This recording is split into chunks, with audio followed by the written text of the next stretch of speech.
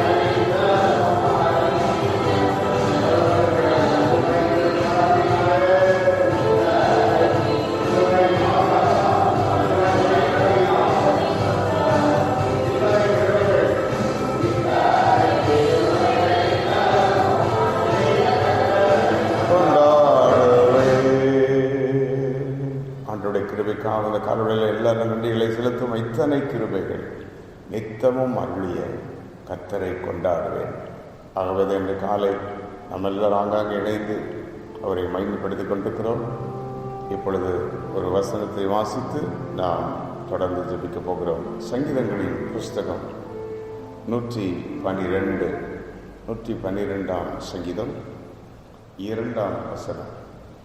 அவன் சந்ததி பூமியில் பலத்திருக்கும், செம்மையானவர்களின் வம்சம் ஆசீர்வதிக்கப்படும். The generation of the upright shall be blessed. ஆசீர்வதிக்கப்பட்ட சந்ததி. இன்று காலை தேவனுடைய ஆசீர்வாதம், அதை தியானிக்க போகிறோம். தேவனுடைய ஆசீர்வாதம். நாம் தேவனுடைய ஆசீர்வாதம் என்றால் வெறும் பணம், ஐஸ்வர்யம், நன்மைகள் மட்டுமல்ல. நல்ல சுகம், நல்ல பலன், ஆரோக்கியம், குடும்பத்தில் சமாதானம், இன்னும் ஏராளமான ஆசீர்வாதங்கள் நமக்கு இருக்கிறது. ஆகவே தேவனுடைய ஆசீர்வாதம் என்பது அது மகிமையானது. நல்ல முதிர் வயது, குடும்பத்தில் இளைப்பாறுதல், பிள்ளைகளை காணுதல், சந்ததிகளை பார்க்க சங்கீதம் 128 பார்க்கிறோம் அல்லவா? இப்பொழுது வேதம் சொல்லுகிறது, ஆதியாகமம் 1:22 தேவன் அவைகளை ஆசீர்வதித்தார். The tendency, the character of God, the nature of God is to bless people. ஜனங்களை ஆசீர்வதிக்கிறது தான் தேவனுடைய அவருடைய இயற்கை சுவாபமே. அதான். நாம் கோபத்தில் யாரையாவது ஏதாவது சொல்லிவிடுவோம் மனிதர்கள், ஆனால் தேவன் அப்படி அல்ல. ஆதியாகமம் 9:1 தேவன் நோவாவை ஆசீர்வதித்தார். ஆதியாகமம் 12:2 ஆபிரகாமை தேவன் ஆசீர்வதித்தார். ஆதியாகமம் 14:19 மீண்டும் தேவன் ஆபிரகாமை ஆசீர்வதித்தார். ஆபிரகாமை மட்டும் தொடர்ந்து ஆசீர்வதித்துக் கொண்டே இருக்கு. நிறைய வசனங்கள் வாசிக்கிறோம். யோபின் புஸ்தகம் 1:10 தேவன் யோபுவை ஆசீர்வதிக்கிறார். சொல்லிக்கொண்டே போகலாம். வேதத்தில் தேவன் தம்முடைய ஜனங்களை ஆசீர்வதிக்கிறார்.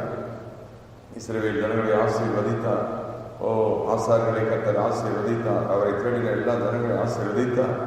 இயேசு கிறிஸ்து உலகத்தில் இருக்கும் பொழுது சிறு பிள்ளைகளை ஆசீர்வதித்தார். இந்த காலை ஜபத்தில் இணைந்திருக்கிற சிறு பிள்ளைகளே கர்த்தர்களை ஆசீர்வதிக்கிறார். வாலிபர்களே கர்த்தர்களை ஆசீர்வதிக்கிறார்.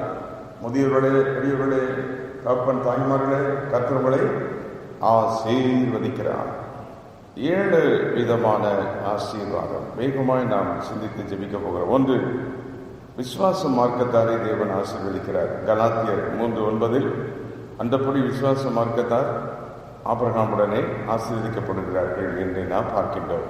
தேவனை விசுவாசித்து ரட்சிக்கப்பட்டு அவரை ஏற்றுக்கொண்டு ஞானஸ்கானத்தில் அவரோடு இணைந்து அவரை விசுவாசிக்கிறவங்க பேர் தான் விசுவாச மார்க்கத்தார். பைபிளை விசுவாசிக்கிறவங்க, வேதத்தை விசுவாசிக்கிறவங்க, தேவனை விசுவாசிக்கிறவங்க, ஜபத்தை விசுவாசிக்கிறவங்க, தீர்க்க தரிசனங்களை விசுவாசிக்கிறவங்க, ஊழியர்களை அவங்க வார்த்தைகளை நம்புறவங்க, தேவனை நம்புறவங்க, they are the people. அவங்க ஆபிரகாமின் மூலம் ஆசீர்வதிக்கப்படும். எப்படி ஆபிரகாம் ஆசீர்வதித்தார், அதுபோல இயேசுவின் நாமத்தில் தேவன் அவர்களை ஆசீர்வதிக்கிறார் என்று நாம் பார்க்கின்றோம். 2, நீதிமொழிகள் 28:20 நாம் வாசித்த சங்கீதம் 112:2 உண்மையுள்ளவர்களை தேவன் ஆசீர்வதிக்கிறார், செம்மையானவர்களை தேவன் ஆசீர்வதிக்கிறார். உண்மை. இந்த உலகத்தில் உண்மை என்பது இட்ஸ் a rare commodity. சிலர் சொல்வார்கள், உண்மை பேசினா வாழ முடியாது, உண்மை பேசினா திருமணம் நடக்காது, உண்மை பேசினா பிஸ்னஸ் பண்ண முடியாதுலாம் சொல்லுவாங்க. நல்லா புரிந்து கொள்ளுகிற காலையில் என்றைக்கும் உண்மைக்கு ஒரு வேல்யூ இருக்குது. உண்மை என்றைக்கும் நிலைக்கும். அது ஒரு நாள் அழிந்து போல, தங்கத்தை போல, பொன்னை போல உள்ளது. ஆகவே உண்மை, அந்த உண்மை என்பது நமக்கு உண்மை கிடையாது. அதனால தேவனுடைய வார்த்தையில தான் உண்மை இருக்குது. அதை பேஸ் பண்ணி நாம பேசணும். அவனுடைய வார்த்தையின்படியே பேசணும். கர்த்தருடைய வார்த்தையிலே நம்முடைய வார்த்தையை மாற்றணும். கைவைத்து ஸ்தோத்திரம் பண்ணுங்க. புரிந்தவர்கள் ஆமென், ஹல்லேலூயா. உலகத்தில் சொல்லுவாங்க, போய் சொல்லி எதையாவது செஞ்சிடலாம் அப்படி பண்ணோம். வேதம் சொல்லுகிறது, உண்மையுள்ள மனிதர்களை தேவன் ஆசீர்வதிக்கிறார். உண்மையுள்ள ஊழியர்கள், உண்மையுள்ள விசுவாசிகள், உண்மையுள்ள வாலிபர்கள், உண்மையுள்ள பிள்ளைகள், பெற்றோருக்கு உண்மை, சபைக்கு உண்மை, தேவனுக்கு உண்மை, தேவனுடைய பார்வையில் உண்மையாக இருக்கிற தேவனுடைய பிள்ளைகள் எல்லாருக்கும் ஆசீர்வாதம் உண்டு. அன்றைக்கு வேதத்தில் யோசிப்பு உண்மையாக இருந்தபோது, பேற்ற நேரம் வந்தபோது கர்த்தர் வைத்தினாரா? எல்லாத்துக்கும் அவர் தன்னை ஒப்பு கொடுத்து விடவில்லை. வேதத்தின் பக்தர்கள் அநேகரை நாம் பார்க்கின்றோம். தேவனுக்கு வைராக்கியமாய் நின்றார்கள். 3, கர்த்தருக்கு பயப்படுகிறவர்களை கர்த்தர் ஆசீர்வதிக்கிறார். சங்கீதம் 115:13. கர்த்தருக்கு பயப்படுகிற சிறியோரையும் பெரியோரையும் கர்த்தர் ஆசீர்வதிக்கிறார். ஆம், ஃபியர் ஆஃப் த லார்ட். கர்த்தருக்கு பயப்படுதல் என்றால் என்ன? பக்கத்தில் பைபிளை வச்சுக்கிட்டு கையை அப்படின்னு நடுங்கி கேட்க அந்த பயம், அதை பற்றி அப்படி இல்லை. அந்த மூல பாஷையில் ஃபியர் ஆஃப் த லார்ட் என்பதற்கு மீனிங் என்ன சொல்லுங்கள்? டிபார்ட்டிங் ஃப்ரம் ஈவில், தீமையை விட்டு விலகுவதை கர்த்தருக்கு பயப்படும் பயம். அப்போ உலகத்தில் தீமையாக தெரிகிறது, வேண்டாதாக தெரிகிறது, அநியாயமாக தெரிகிறது, இதெல்லாம் விலகி தேவன் என்னை பார்க்கிறார் என்று தேவனுக்கு பயந்து வாழ்கிறது. அதான் காட் ஃபியரிங் பீப்புள். வேலையிலும் சரி, தொழிலும் சரி, குடும்பத்திலும் சரி, புருஷன், மனைவி, பிள்ளைகள், ஆலயம், ஊழியம், எதுலேயும் சரி தேவனுக்கு பயப்படணும். அப்படின்னா தீமை விட்டு விலகணும், சத்துருவை விட்டு விலகணும், அந்தகாரங்களை விட்டு விலகணும். அதான் கர்த்தருக்கு பயப்படும் பயம். இங்கே தேவனுக்கும் பயந்துட்டு அங்கே எல்லாத்துக்கும் தீமையிலையும் ஒன்றா சேர்ந்துட்டு இருக்கக்கூடாது. அது தேவனுக்கு பயப்படும் பயம் இல்லை. So we cannot have double action. 2 படகில் பயணம் செய்ய முடியாது. ஆகவே நமக்கு கர்த்தருக்கு பயப்படும் பயம் மட்டும் இருக்கணும், தீமையை விட்டு விலகிடணும். அங்கே நம்மளை ஆசீர்வதிக்கிறார். 4வது ஆலயத்தின் மூலம் ஆசீர்வாதம். சங்கீதம் 118:26.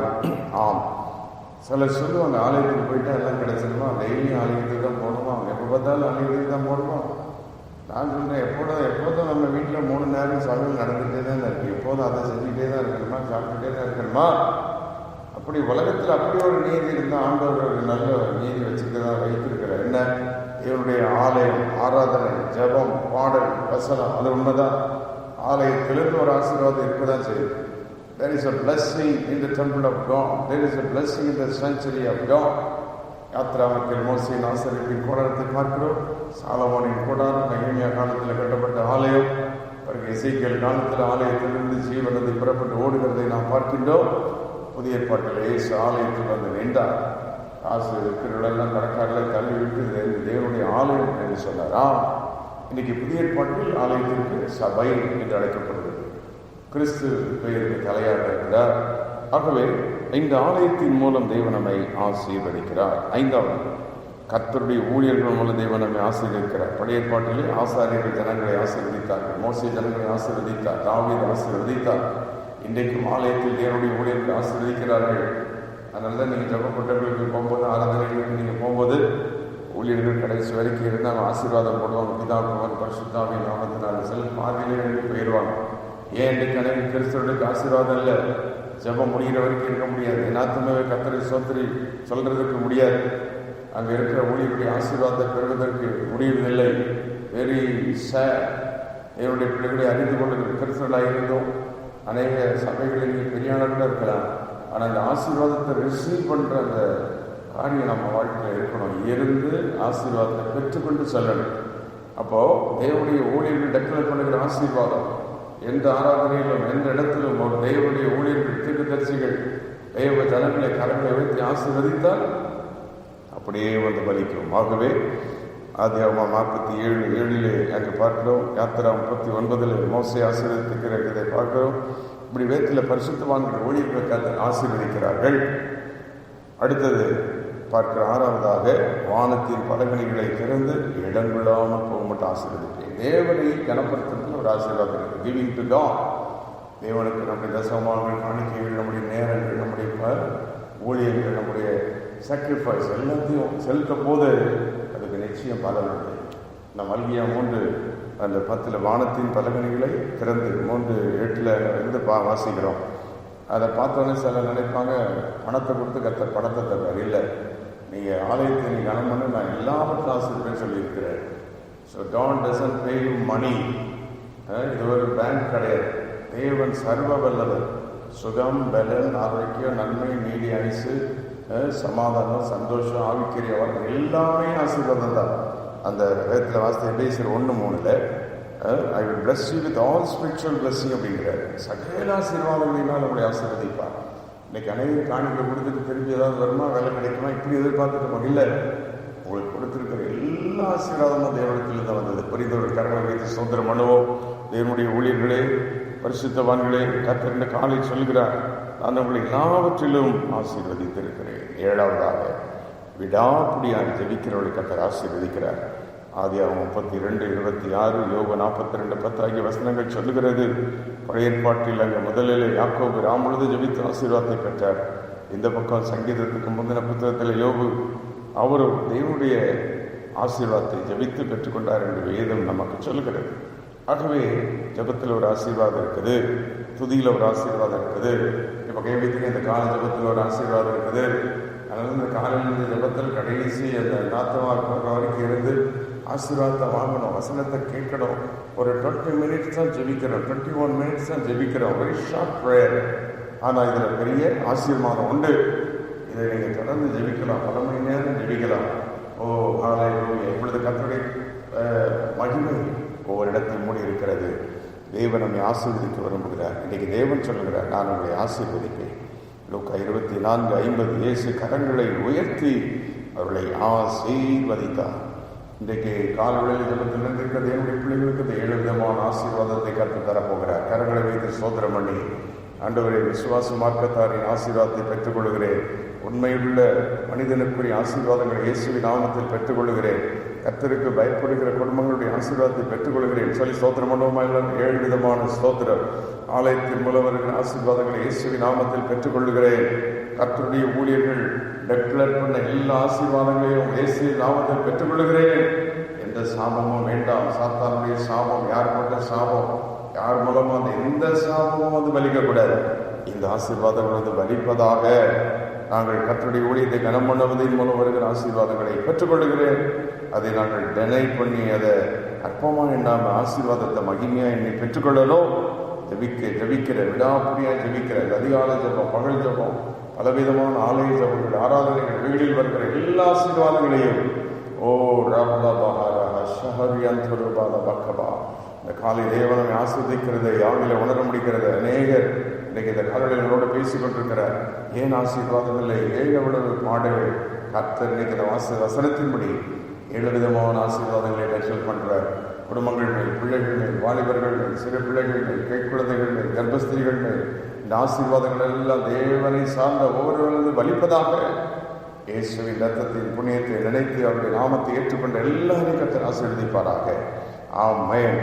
இந்த காலை தேவனுடைய ஆசீர்வாதம் நம்மேல் இறங்கி வருகிறது. கரங்களை வைத்து இந்த 7 விதமான ஆசீர்வாதங்களை இயேசுவின் நாமத்தில் எடுத்துக்கொள்ளுகிறேன், பெற்றுக்கொள்ளுகிறேன் என்று சொல்லி கர்த்தரை நாம் எல்லாம் தேவனை மகிமைப்படுத்தி எல்லாவற்றிலும் மேலானவரை, எல்லாவற்றிலும் மகிமை நிறைந்த தேவனை சில நிமிடங்கள் கர்த்தரை துதிக்கப் போகிறோம். ஹல்லேலூயா!